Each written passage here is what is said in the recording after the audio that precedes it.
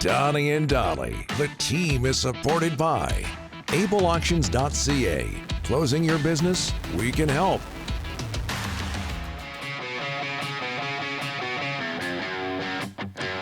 It is Tuesday, and all of our guests today, including Thomas Drance, standing by, brought to you by our title sponsor, Able Auctions, ableauctions.ca. Thomas, thanks for doing this, sir. A little bit earlier than normal, usually on a Friday. How are you? Yeah, I'm doing well. I've got a family wedding in a foreign location to attend over the next week, so you guys are accommodating me, and I'm very appreciative. Thank you. No problem. Your thoughts on, before we get to hockey, Snoop Dogg is coming to BC Place. Did the Lions nail it with this act? I think so. I'm sure Rick Dollywall is upset. He is. I am. Yeah, I'd imagine. I'd imagine. Well, but I'm thrilled. Can't wait. Well, a lot of people make Lions always kill it on this. They do, and a lot of people are making the point in our Delaney's inbox, Rick, that Snoop Dogg's 53. He's around the same age as you. So it's not like he's one of these young rappers that you don't like. I don't care about his age. I don't like his music. I'm not going to go listen, and that's the bottom line. The groups I want, they never think of. It's been rap 3 years in a row. I wonder what that is. All right, Thomas, hockey. Is it going to be hard for the Canucks not – I know we've talked about this a lot, but it's got traction over the past few days. Is it going to be hard for the Canucks not to promote Manny Malhotra?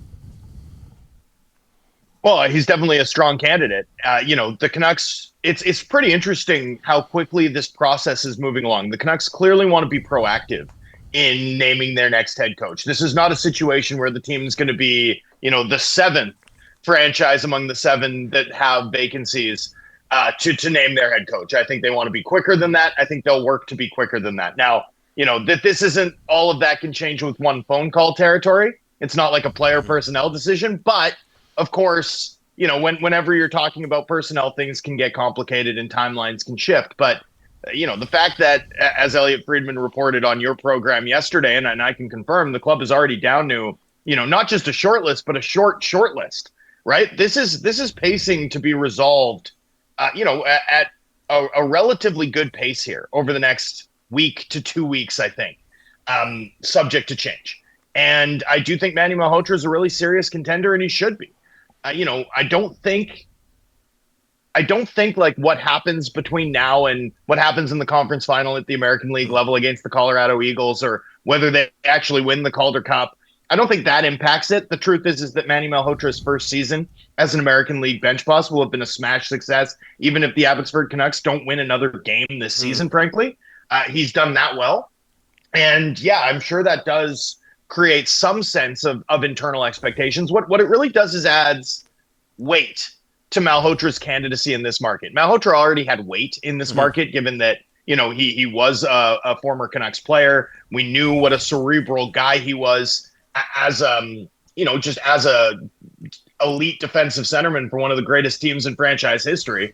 He also was an assistant coach in this market. He's been an assistant coach for 7 years. He's now had this success in the American League. And, he also lived here locally after his playing days, right? So you put all that together and he'd be a strong candidate anyway. But certainly his candidacy has more juice as a result of the success that Abbotsford has had under his watch in his very first season. I will tell you this, gentlemen, though, among internal candidates, I'm still taking Adam Foote very seriously as a candidate for this job. The club is into short list territory here, but I believe he's still a very strong candidate. And that's, a name that I don't think we're talking about very much, but probably need to remain focused on and keep on our radar as this process unfolds and really probably reaches a pointy end over the next 10 days to 2 weeks. And good on you, Thomas. I was told last night that Adam Foote is still in the mix. I was told last night that Adam Foote, do not count him out. He is in this process for the Canucks, and absolutely heard that last night, as you have as well, that Adam Foote is still very much in the mix to be the coach, the new coach of the Canucks. All right, let's go to Rick Tocchet. Now we're hearing rumblings that he could land soon, maybe this week, Thomas. Look, there's only 5 jobs. Exclude the Vancouver job. Every team that is looking for a coach has got interest in Rick Tocchet, except Vancouver would not have, so obviously. But no surprise here that, look, Tocchet's he's not going back to TV. He's going to get a good price. The Vancouver offer was over $4 million. It was between $20 to $25 million over the course of the 5. So look, the Canucks did their part. They you know what? They bucked up. This guy said, They stepped up. They stepped up. But this guy's going elsewhere. He's going to get a good paycheck. Where do you see him landing out of the teams that are left? I mean, if I had to handicap it, like if you wanted me to do betting odds for, I don't know who your gambling partner is, gentlemen, so I'll avoid saying a company name, but I would go with something like, probably minus 115 for the Philadelphia Flyers, plus 200 for Boston. Stop with the numbers. Just give me a team. He just did. No, but don't throw the numbers in there. Just give me a team. Where's he ending up? I don't care about the Snoop numbers. Dogg news has him rattled. Yeah, fair enough. I'm not a gambler. I don't bet. I don't bet on games. I'm not a gambler. Just give me, where's he going? Gin and juice only for Rick Dollywell. Yeah. I don't drink gin. I've never had gin in my life. I sniffed it once. I didn't like the smell, and I said no. Pardon me? No, I took a sniff, but I don't like it. With a handkerchief? No, just that's not what you're supposed to do with gin. Anyways, I didn't like the smell of gin, so I backed off. Listen, where's he ending up? Yeah, I mean, I would say Philly is the gambling favorite or the betting favorite. Right. I think Boston would come in underneath that, and then Seattle. That would be how I'd handicap it with no numbers involved. And, I think all of those are strong opportunities with also some drawbacks. The Seattle one would be of interest to me because that roster is so well set up, I think, to play Rick Tocchet hockey. You've got the good starting goaltender in Joey Decord. You've got a deep defense core. You've got speed down the middle. You've got a bunch of defensive-minded centermen. Wingers, excuse me. But, how much stability, how much runway does Ron Francis have? I mean, if you go there and your team just misses the playoffs, and now that team's made the playoffs once in 5 years while the Vegas Golden Knights are a model franchise with the same expansion rules. I mean, how much runway does Ron Francis really have there?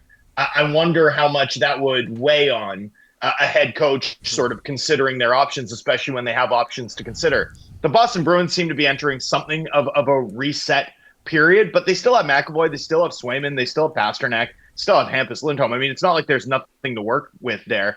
Plus, Tocchet obviously has the relationship and the fondness for both Elias Lindholm and Nikita Zadorov, so he'd have something of a leg up in terms of sort of coming in there and having some culture setters that he's worked with before and had success with before. I still think that's an attractive job, and of course he played for that franchise. And then the Philadelphia Flyers, to me, I'd put them as sort of the betting favorite. That team feels poised to improve the most rapidly. They do need a goaltender, which is a significant piece that they'll need to add this summer, but I mean, they had the worst goaltending in the league, and they were still a mid-70s point team. I don't think it's a stretch to imagine that if they got league average or better goaltending, behind Tocchet's defensive system, you could see that team improve by 20, 25 points and be in the mix for a playoff spot next year. Plus, between, Tippett and Konechny and Michkov, you've got some really sick offensive horses, the sorts of weapons to attack off the rush the way Tocchet tried to do in Vancouver this past season, with that plan sort of falling apart as the dysfunction and the injuries piled up. So I would say Philly's the favorite for me in sort of the Rick Tocchet sweepstakes, and we'll see how this all plays out.